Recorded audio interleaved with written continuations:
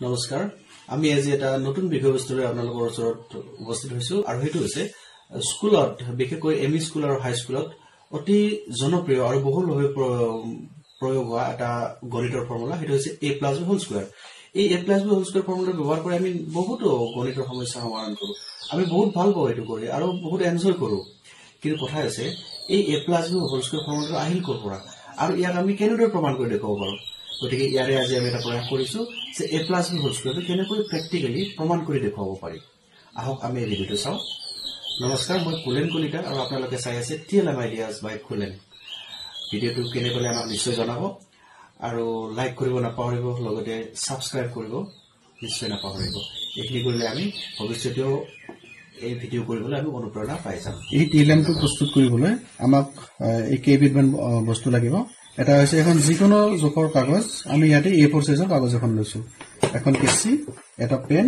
আৰু এটা স্কেল এই কেইপদ বস্তুৰে আমি এতিয়া মানে প্ৰমাণ কৰিবলৈ চেষ্টা কৰিম a+b² মানে কিমান প্ৰথমতে আমি কৰিব লাগিব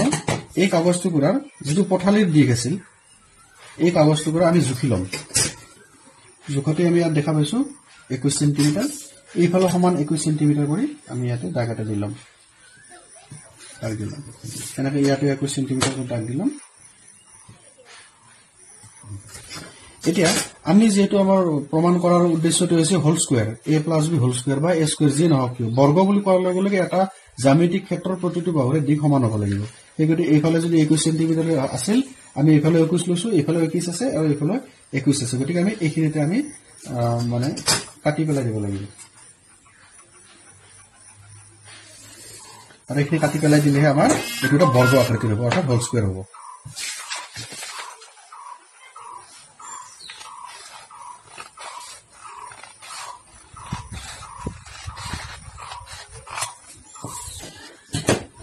এতিয়া আমি ক'ব বিচাৰিছো যে এটো এটা বৰ্গক্ষেত্ৰ অৰ্থাৎ ই এটা স্কয়াৰ এটা আমি কি কৰিছো a+b² ফৰ্মুলাটো প্ৰমাণ কৰিবলৈ এই বাহুটোক আমি দুটা ভাগত পাও যিকোনো দুটা ভাগত পাও ধৰিলো হক এনেকুৱা এটোৰ আমি নাম দিছো a আৰু এটোৰ নাম দিছো আমি b অৰ্থাৎ আমি এটা a+b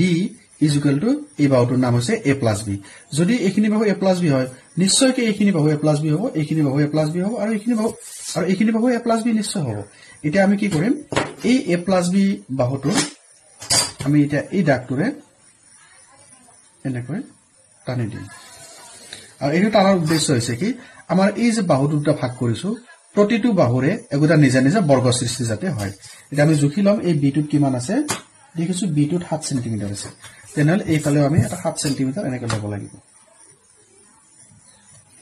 এইফালে 7 সেন্টিমিটাৰ ল'ব লাগিব এটা আমি এনেকৈ ভাগ কৰি দিম ভাগ কৰি দিয়াৰ লগে লগে কি হৈ গ'ল আমি দেখিম যে এই এটো যদি বাহু a হৈছে তেনেহলে এই বাহুটো দিক a হৈছে সমান সমান জোখ আমি জুখিলে পাম এই বাহুটো হৈছে কিমান 14 এইখিনি 14 সেন্টিমিটাৰ হৈছে এইখিনি 14 সেন্টিমিটাৰ 14 সেন্টিমিটাৰ এইখিনি 14 সেন্টিমিটাৰ অৰ্থাৎ এটা বৰ্গ হৈছে গতিকে এই বাহুটোৰ জোখ a হ'ব এই বাহুটোৰ জোখ a হ'ব গতিকে আমি ইয়াৰ কালি কিমান হ'ব আমি জানো জ্যামিতিত এটা জ্যামিতিক ক্ষেত্ৰৰ যদি প্ৰতিটো বাহুৰে দিক সমান হয় তেনেহলে তাৰ কালি হ'ব বাহুৰ বৰ্গ ইয়াৰ আমি বাহুটোৰ নাম যেটো a কৈছো এই বৰ্গ ক্ষেত্ৰটোৰ কালি হ'ব a²।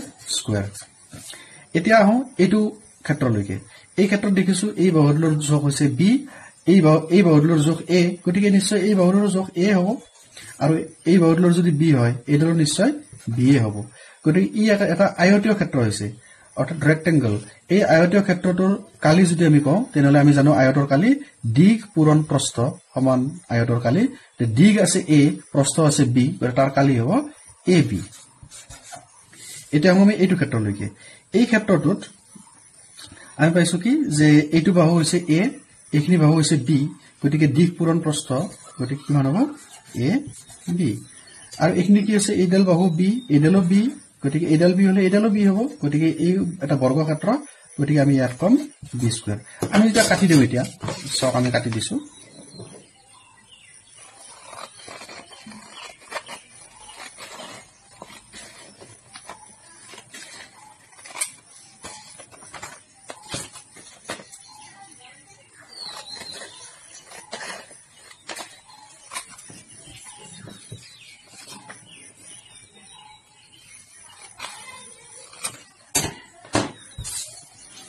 আপোনালোকে চাওক